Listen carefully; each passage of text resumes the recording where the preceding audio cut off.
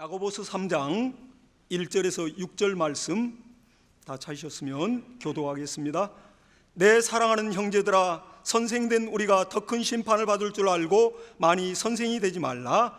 우리가 다 실수가 많으니 만일 말에 실수가 없는 자면 곧 온전한 사람이라 능히 온몸도 굴레 씌우리라. 우리가 말을 순종케 하려고 그 입에 재갈을 먹여 온몸을 억어하며 또 배를 보라, 그렇게 크고 광풍에 밀려가는 것들을 지극히 작은 키로 사공의 뜻대로 운전하나니 이와 같이 혀도 작은 지체로 돼 큰 것을 자랑하도다. 보라, 어떻게 작은 불이 어떻게 많은 나무를 태우는가. 혀는 곧 불이요 불의의 세계라. 혀는 우리 지체 중에서 온몸을 더럽히고 생의 바퀴를 불사르나니 그 사르는 것이 지옥불에서 나느니라. 아멘. 네, 하나님이 우리 인간에게 말할 수 있는 기능과 또 그에 따른 말의 권세를 하나님이 우리에게 부여하셨습니다. 이 좋은 기능을 가지고 우리가 어떻게 유익하게 쓰는가에 따라서 우리에게는 복이 있고, 또 이러한 좋은 하나님이 주시는 이 언어의 기능을 가지고 이걸 잘못 쓰게 되면 오히려 우리와 우리 자신과 또 가정과 가문에도 화가 미치는 그러한 일들을 많이 보게 됩니다. 우리가 하는 이 말은 마치 양날의 검과 같아서 일장일단이 항상 있습니다. 그래서 우리가 이 하는 말로 인하여 사람의 영혼을 죽이기도 하고 사람의 영혼을 살릴 수 있는 것입니다.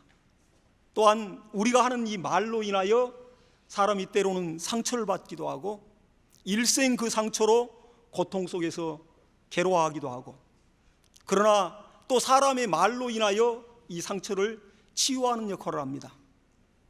그리고 이 말로 또한 우리를 젊은 어린아이로부터 시작하여 영혼들에게 꿈을 심어줄 수도 있고, 이 말로 인하여 그 꿈을 송두리째 말살시킬 수도 있는 것입니다.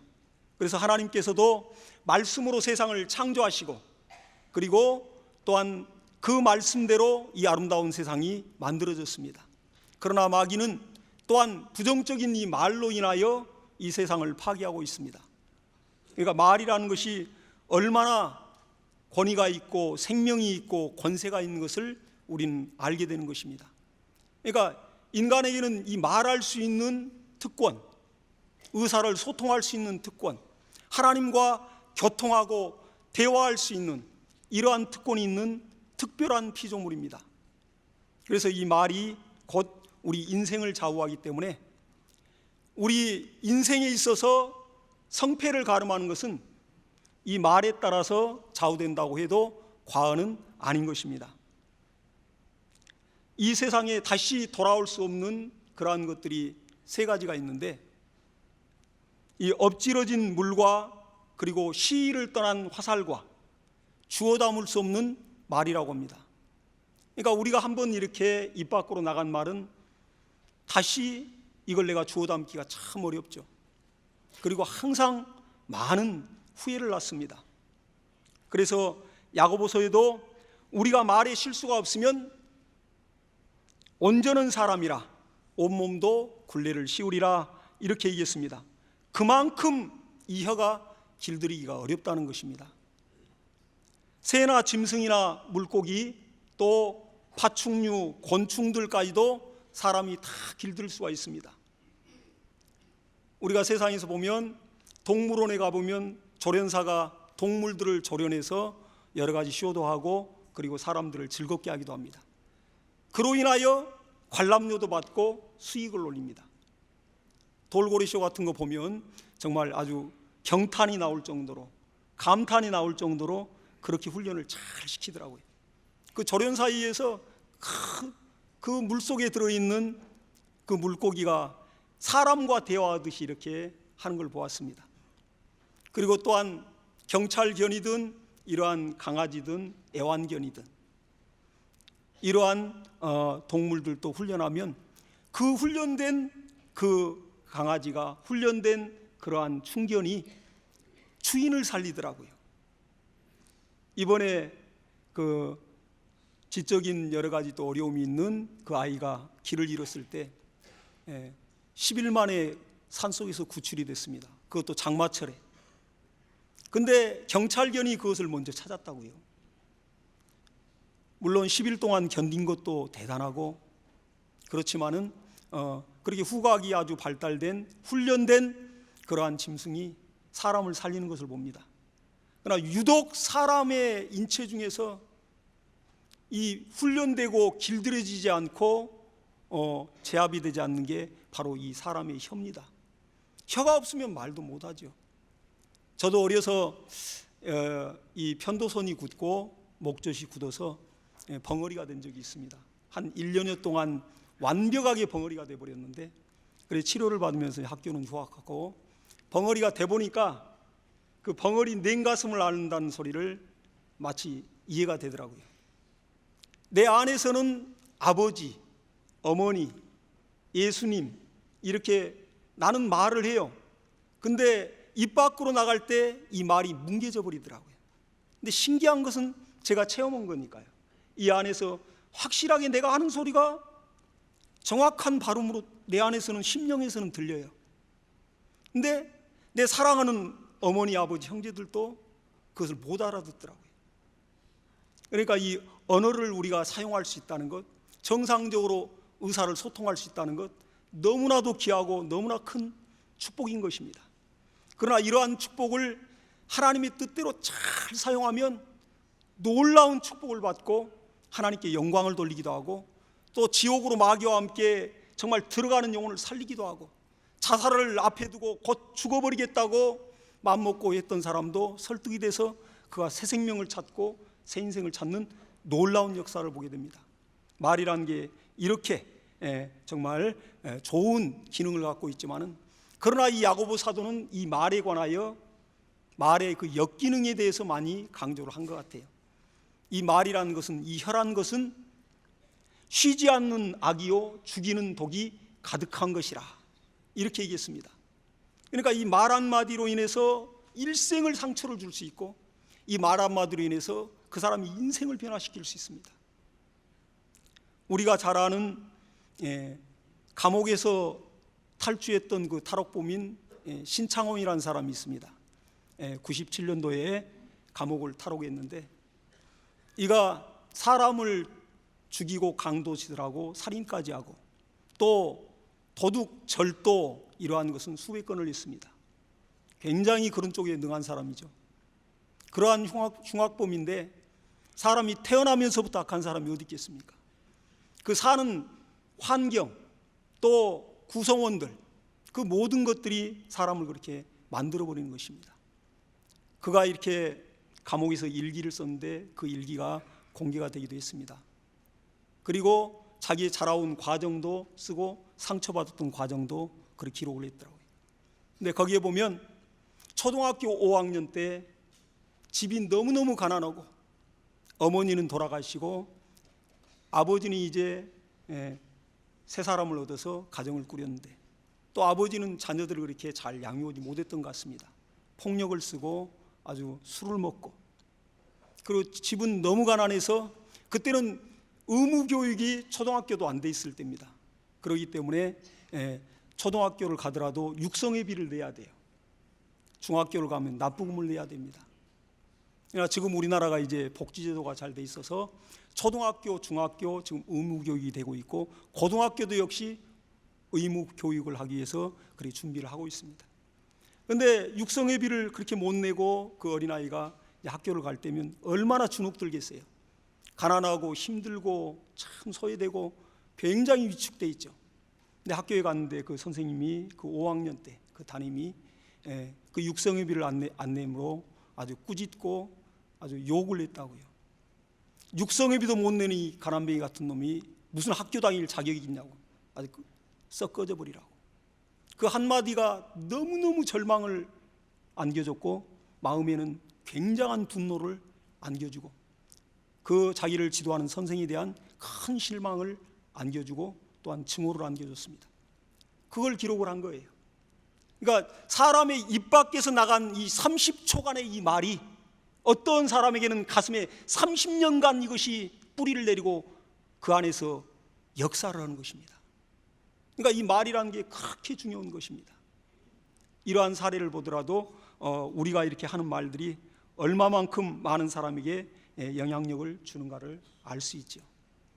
그러니까 저와 여러분이 이렇게 하나님을 섬기고 또 신앙생활하고 영적 생활하는 이 공간, 이 신령한 공동체 안에서도 이 말로 인하여, 이 부도덕한 말과 부주의한 말로 인하여, 쓸데없는 말로 인하여 많은 사람이 상처도 받기도 하고 많은 사람이 평생 원수가 되기도 하고 또한 교회를 떠나기도 합니다.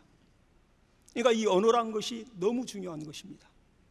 그러니까 교회 안에서 어떤 분들 그런 얘기 하더라고요. 교회 안에서 가장 위험한 사람이 누구냐, 이렇게 안부를 물으려고 전화하고 어떤 또 문의사항에 전화를 할 때 항상 통화 중인 사람이 아주 무섭다는 거예요. 뭔 얘기를 지금 하고 있는지를 모르니까. 그러니까 자주 통화도 제때제때 쓸데있는 정말 영양가 있는 필요한 말만 하고 끊으면 좋습니다. 그런데 말이 길어지면 나중에는 용건이 끝나고 나면 할 얘기가 없으니까 남의 험담이 나오게 되는 거예요. 예.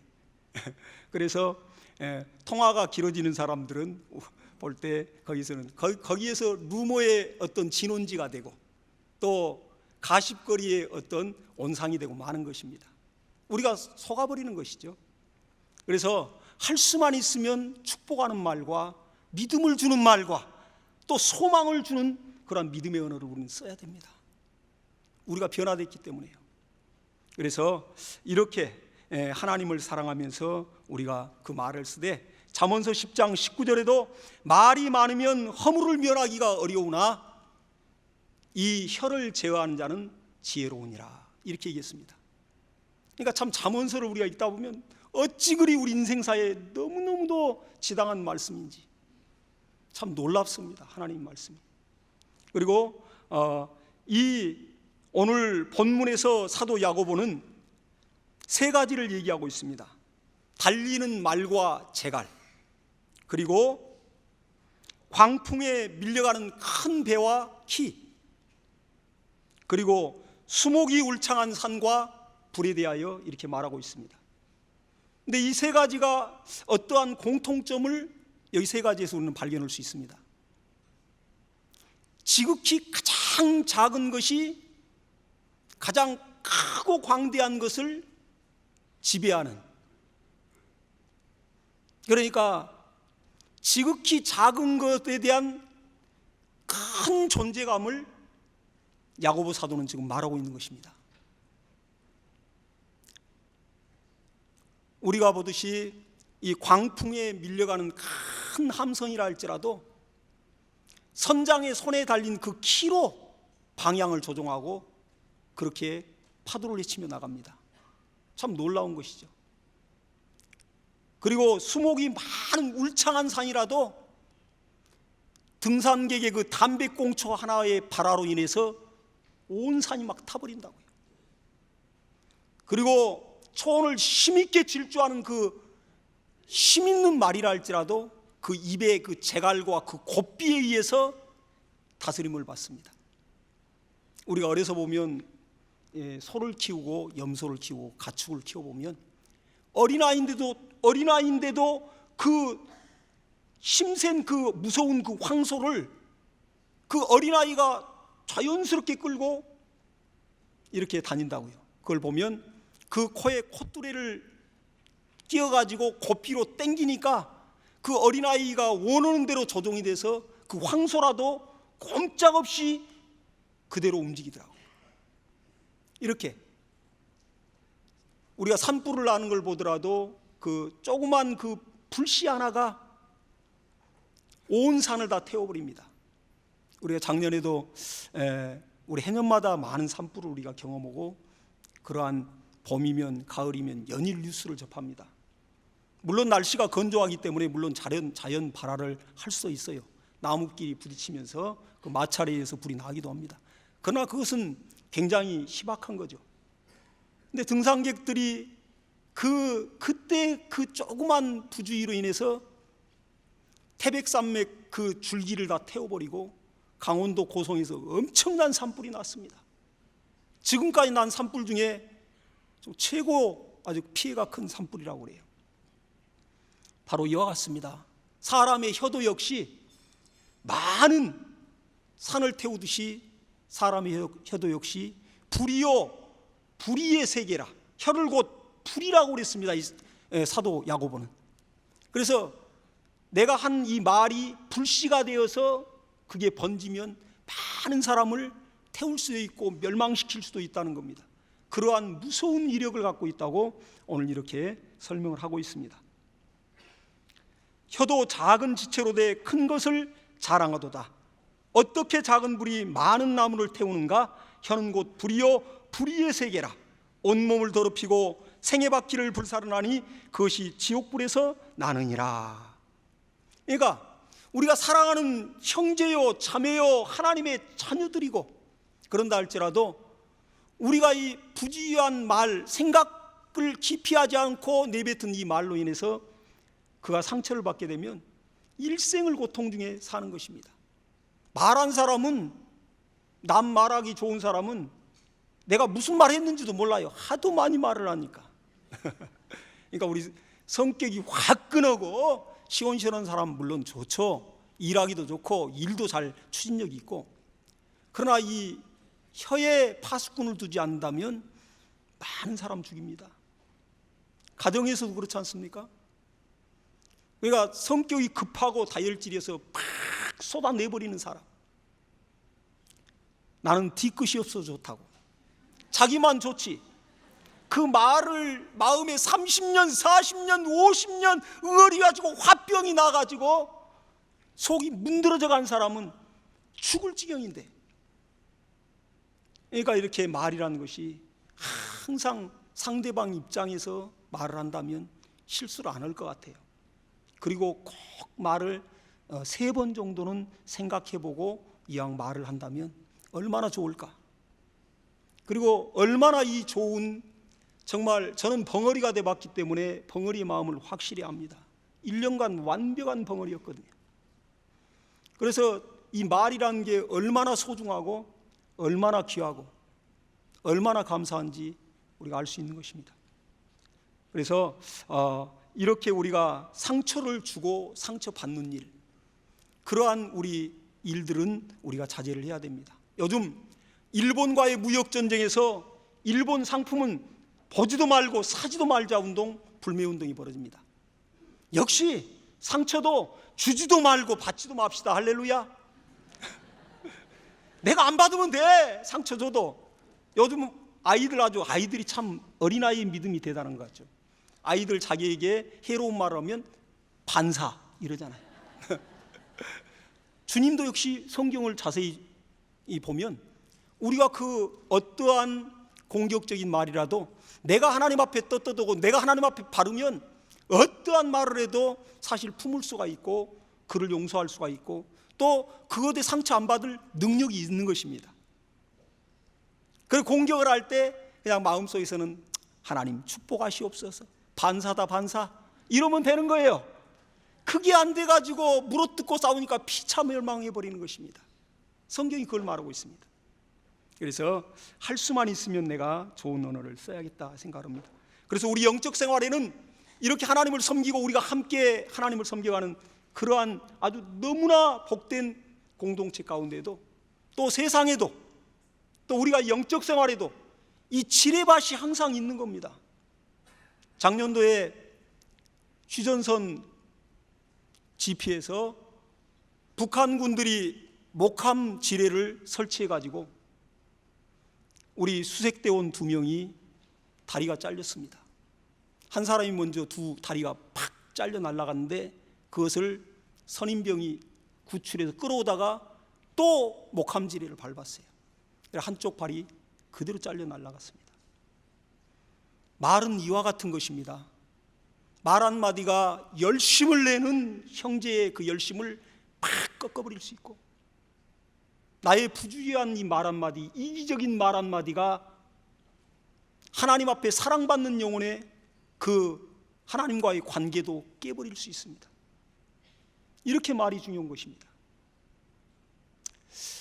우리나라가 이렇게 지금 현재 언론의 자유가 있고 또 민주화 운동이 정말 피를 흘린 운동이 있었기 때문에 오늘날 우리가 이렇게 자유를 누리고 있습니다.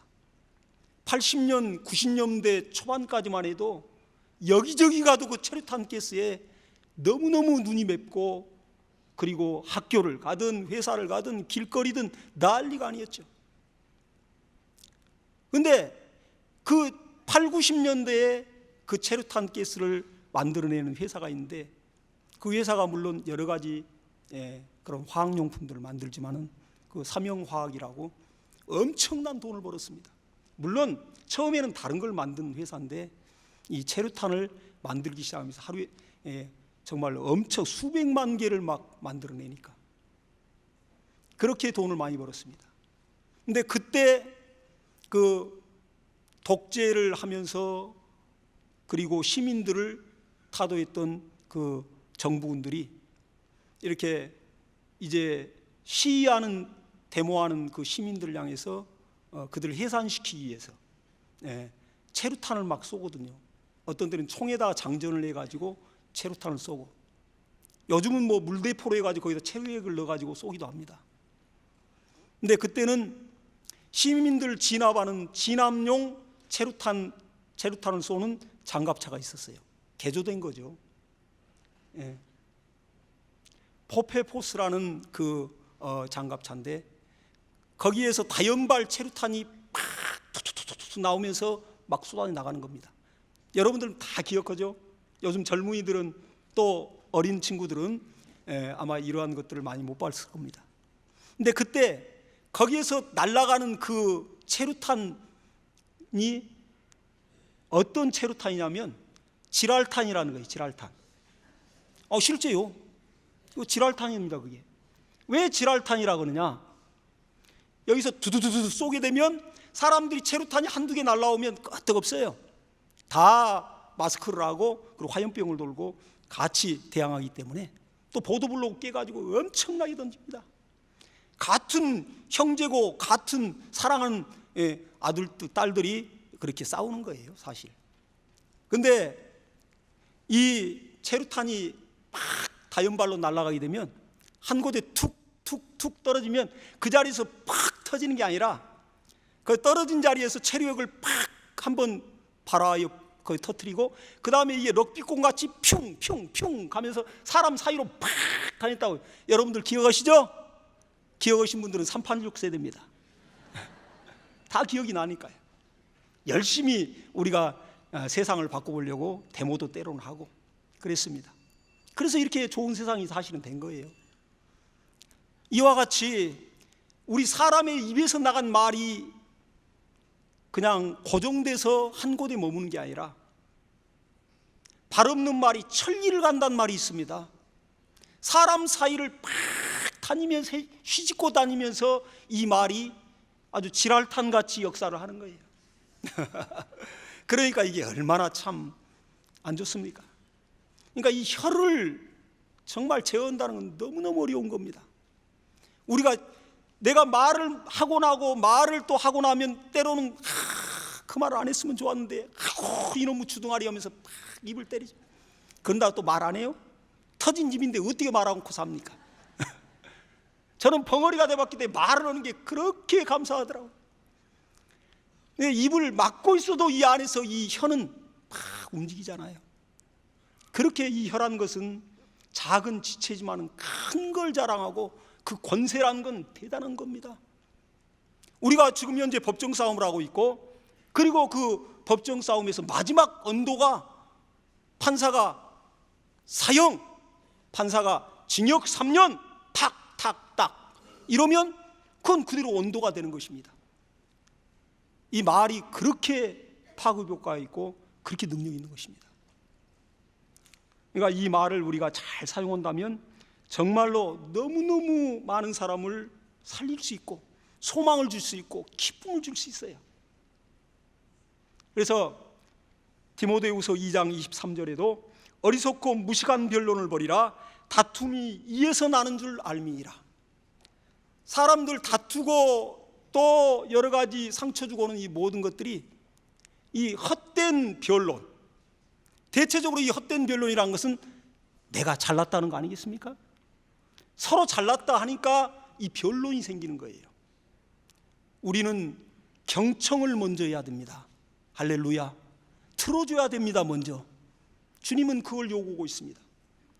내가 먼저 말하고 먼저 말로 팍 하게 되면 한 사람도 그 사람에게는 상담할 사람도 없고 얻을 것이 없습니다. 보통 전문 상담가들은 이 내담자가 오면 그가 어떠한 괴로운 사정, 어떠한 사정을 가져온지 먼저 그 말을 다 들어줍니다. 들으면서 공감을 해준다고요. 그러니까 하나님이 괜히 우리 머리를 달아놓은 게 아니고 목을 이렇게 머리를 지탱하게 해둔 게 아닙니다.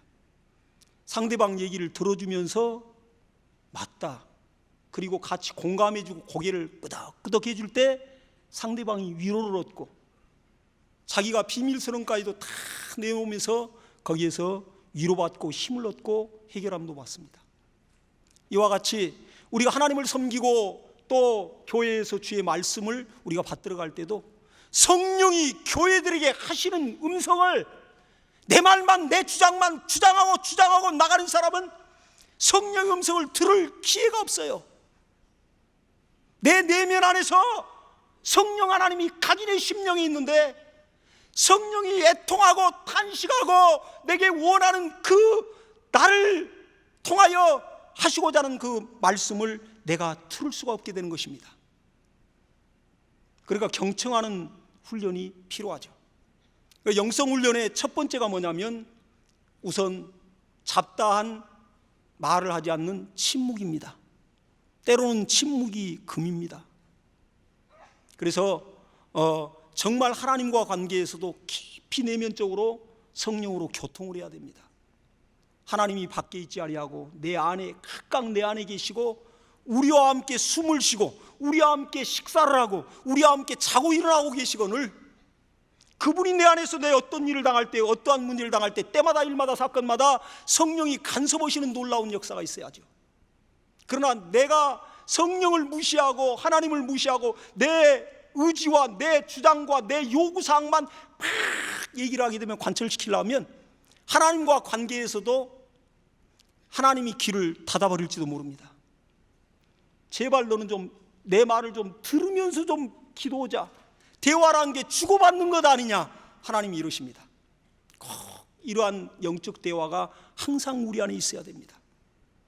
그럴 때 하나님께서는 다가오는 원수의 불시험도 이기게 하는 것입니다. 야고보 사도는 또한 혀의 이중성에 대하여 얘기를 하고 있습니다.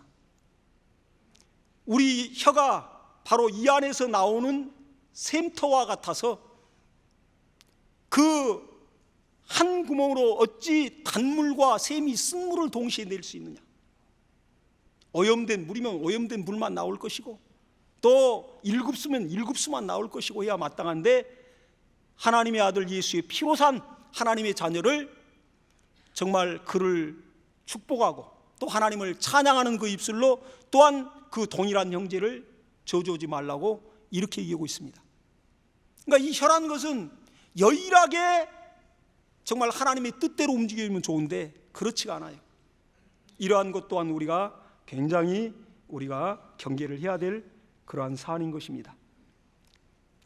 우리가 사용하고 있는 이 말과 이 언어는 하나의 원리를 갖고 있습니다. 성경은 그걸 말하고 있습니다. 너희가 심는 대로 거두고 내가 행한 대로 갚겠다. 우리가 이러한 하나님의 지엄한 명령과 우리가 육신을 벗고 영혼이 뼈와 살이 있는 몸으로 신령하게 변화되어 하나님을 맞이할 때, 육신도 우리가 했던 이 무익한 말도 심판날에 심판하리라고 하나님 분명히 말씀하고 있습니다.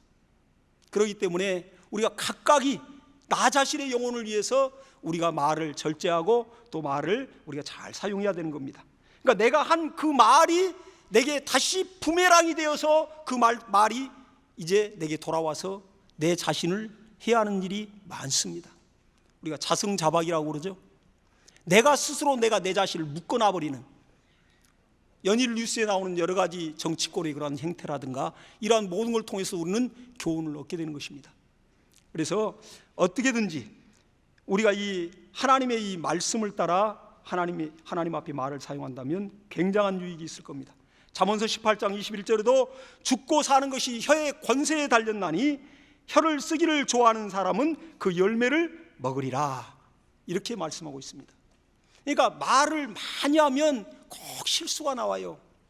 그리고 그 혀의 열매는 본인 자신이 감당을 해야 되는 것입니다. 그래서 옛말에도 말 한마디가 천냥빚을 갚는다 했습니다. 지금으로부터 한 300년 전에 그 천냥이라면 현 시가로 계산을 해보면 한 3억 6천 정도 된다고 그래요. 그러니까 우리가 쓰는 이 말과, 우리가 정말 정제된 말과 준비된 말로 어떤 사람에게 용서를 구하고 긍휼을 구하고 정말 어떤 정말 부채를 가지고 있다 할지라도 그를 대한다면 그 마음이 감동하여 그 언어로 인하여 천냥빚을 탕감을 해준다는 거예요. 그러니까 이 말 한마디가 굉장한 가치가 있는 것이죠. 사람을 물론 쥐고 살리는 환산할 수 없는 가치도 갖고 있지만은 물리적인 가치도 그렇게 크다는 것입니다. 그래서 우리가 이러한 말을 잘 사용한다면 우리 삶에 굉장한 유의감이 있을 것입니다. 그래서 이사야도 그가 선지자로 부름을 받을 때에 그가 하나님 앞에 제단 앞에 무릎 꿇으면서 탁 기도를 했어요. 하나님이 이제 그를 쓰시고자 하는데 먼저 그가 기도하는 첫 번째 기도가 뭐냐면 나의 이 부정한 이 입술, 그 입술을 극복하기 위하여 제단 숯불에 나를 제단 숯불로 내 입을 찢어달라고 그렇게 이사야가 하나님 앞에 간청을 했습니다. 그리고 위대한 선지자가 됐습니다. 저와 여러분 하나님 앞에 귀하게 쓰임받기를 원하십니까? 바로 이사야와 같이 우리가 이 하나님의 말씀, 성령의 뜨거운 불같은 성령의 역사로 우리 혀와 입술이 제압당하고 제어당해야 됩니다. 그래서 내 안에서는 성령의 열매만 거칠 수 있는 그러한 성령이 원하시고 기뻐하시는 말만 할 수 있도록, 그런다면 놀라운 결과들이 있게 될 것입니다. 우리 그리스도인들이 하나님 앞에 은혜 받고 하나님의 자녀가 되고 대속의 은혜를 받았습니다. 그렇다면 우리가 사용하는 이 말도 역시 구속을 받아야 마땅한데, 신기하게 우리가 영혼은 하나님 앞에 하나님의 아들의 피로 인하여 구원받고 대속의 은혜를 받았는데 이 언어는 어찌 그리 이렇게 변하지 않는지 저나 여러분이나 아주 통탄할 때가 많죠. 우리가 할 수만 있다면 언어까지도 구속받는 저와 여러분 되시길 예수 이름으로 축원합니다. 이로 인하여 많은 사람들이 생명을 얻기를 원할 것입니다. 그래서 민수기 14장 28절에도 너희 말이 내 귀에 들린 대로 내가 너희에게 행하리라, 이렇게 하나님 말씀했습니다. 애굽에서 출애굽하여 광야로 나와서 정말 물이 없고 음식이 없고 가도 정말 광야에서 뺑뺑이를 돌리니까 이들이 이스라엘 백성들이 원망과 불평을 했습니다. 그때 하나님께서 내 귀에 들린 대로 내가 너희에게 시행하겠다. 온 천하가 다 하나님의 귀요, 온 천하가 다 하나님의 불꽃 같은 눈동자라는 것을 잊지 마시기 바랍니다. 역대하 16장 9절에도 여호와의 눈은 온 땅을 두루 감찰하사 자기에게 전심으로 향하는 자에게 능력을 베푸시나니, 이렇게 말씀하고 있습니다. 하나님의 눈동자는 온 땅을 두루 감찰한다는 거예요. 그래서 밀림 속에도 지하 갱도에서도 곧 죽어가는 하나님의 자녀들을 하나님이 확 능력의 손 펼쳐서 그를 살려내고 그 애통함과 시름소리도 든다는 것입니다. 하나님은 무소부지하신 하나님이요 전지하고 전능하신 하나님이십니다. 우리가 그걸 인정해야 됩니다. 어떤 집사님이 이제 집안에서도 하도 아이가 속을 썩이니까, 요즘 아이들 공부를 하면 공부합니까? 공부의 필요성을 느끼고 한다면 얼마나 좋겠어요. 그러나 세월이 10년 20년 지나고 난 다음에 뇌세포는 하루에 10만 개가 죽어난다는데 그 후에 이제 필요를 알고 그때 공부한다면 굉장히 늦죠. 그래서 부모가 먼저 세상을 살아봤으니까 제발 공부 좀 해라, 공부 좀 해라. 그래서 그렇게 얘기하다가 정말 실갱이를 많이 합니다. 그래서 들은 척 않고 게임만 디디딕 하고 있으면 얼마나 속에서 불이 나겠어요. 그러니까 그 엄마가 이 망할 놈의 자식, 이 빌어먹을 놈 하고 그냥 그렇게 욕을 하고 막 아주 질타를 했습니다. 근데 그 안에 계신 성령께서 그 집사님에게 내가 지금 한 말 그대로 내가 너에게 해주랴? 이렇게 했다는 거예요. 이게 이 말이라는 게 성령 하나님이 듣고 계신 겁니다.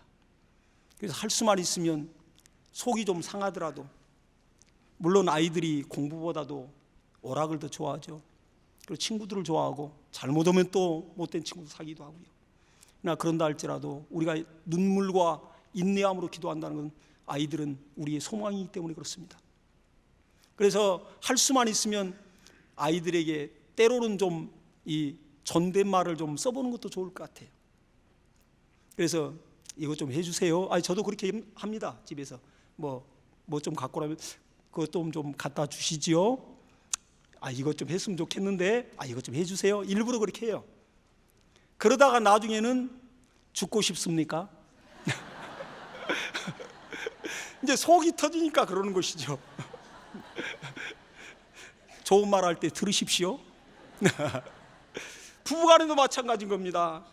우리가 이 경어를 쓰게 되면 평상시 서로를 존중하고 이 좋은 말을 쓰면요, 사실 막 나가는 싸움은 하지 않습니다. 그러나 이 언어가 훈련이 안 되고 내면이 다스려지지 않으면 입만 열면 욕이고 입만 열면 거친 말이면 싸울 때도 그러게 되는 것입니다. 그러니까 할 수만 있으면 서로 간에 경어를 가까운 사람일수록 좋은 말을 써주면 이제 사이가 안 좋아질 때, 갈등이 생길 때 막 나가지가 않습니다. 이게 습관이 되어 있기 때문에요. 이렇게 하면 좋았을 뻔했는데 그렇게 허시옵소서. 이 하기가 쉽지 않잖아요. 안에서는 천불이 나는데. 그러나 이걸 잘 하다 보면 서로가 서로를 존중함으로 아주 좋은 관계가 되는 것입니다. 그래서 우리가 이제 오늘 결단할 것은, 내가 말을 하더라도 내가 3번 내가 생각하고 내가 말을 하리라. 이건 실수를 줄입니다. 그리고 내가 극한 분노가 오더라도, 그러한 격동하는 일이 생기더라도 내가 3번을 내가 꼭 크게 참으리라. 참으린 자 3번이면 살인을 이거 잘하시네요. 살인을 면한다고 그랬습니다, 여러분. 실제 맞아요. 저희가 교회에 여러 가지 어려움을 겪다 보니까 때로는 너무나 인간 이하의 일을 하는 그러한 대적자들도 많잖아요. 정말 개혁을 하다 보면, 또 비개혁과 이렇게 대치했다 보면 속상할 일도 많습니다. 정말 어리고 젊고 새파란 자가 장로님들한테 막 야자를 하고 막 욕을 하고, 그러면 마음에 막 얼마나 막 살인적인 마음들이 올라오죠. 그러나 우리는 믿고 은혜 받은 자이기 때문에 참는 것입니다. 그리고 똑같이 하지 않는 거예요. 그래서 우리가 크게 3번 참아버리면 살인을 면합니다. 보통 살인하는 사람들, 그런 사람들 보게 되면 순간 분노와 욱하는 성격의 사람을 죽이더라고요. 실제 그렇습니다. 근데 그러한 일이 세상에는 비일비재하고 그러한 여건이 많이 만들어집니다. 그래서 우리가 오늘 또 이 예배를 통해서 우리가 결단을 하시자고요. 정말 성령과의 깊이 교통하면서 하나님이 원하시는 그러한 믿음의 언어를 쓰리라. 감사하고 축복하는 언어. 미안합니다. 사랑합니다. 죄송합니다. 당신이 최고입니다. 그리고 감사합니다. 마지막으로 감사합니다를 써야 돼요. 어떤 가정에서 이제 아내가 남편이 오니까 밥을 잘 해가지고 음식을 차려놓고 남편을 맞이하면서 정말 이 사랑하는 마음으로 음식을 잘 준비했어요. 집밥이라는 게 얼마나 소중합니까? 요즘은 혼밥족들이 많이 늘고 결혼도 막 정말 세계적으로 우리가 결혼을 늦게 하는 나라가 됐습니다. 그냥 혼자 밥 먹는 그런 문화가 지금 많이 팽배해 있다고요. 그러다 보니까 어머니가 해준 집밥, 아내가 해준 집밥, 이런 것이 굉장히 그리운 때입니다. 그러니까 한 사람의 조그만 수고로해서 온 가족이 행복하고 건강할 수 있어요. 아내가 이렇게 밥을 잘 해가지고 반찬을 정말 정성스럽게 해서 사랑하는 마음으로 차려놓고 퇴근 시간을 기다리고, 그리고 이제 퇴근에 들어오자마자 정말 사랑하는 사람을 이제 맞이하면서 이제 사랑한다고 표현도 하고.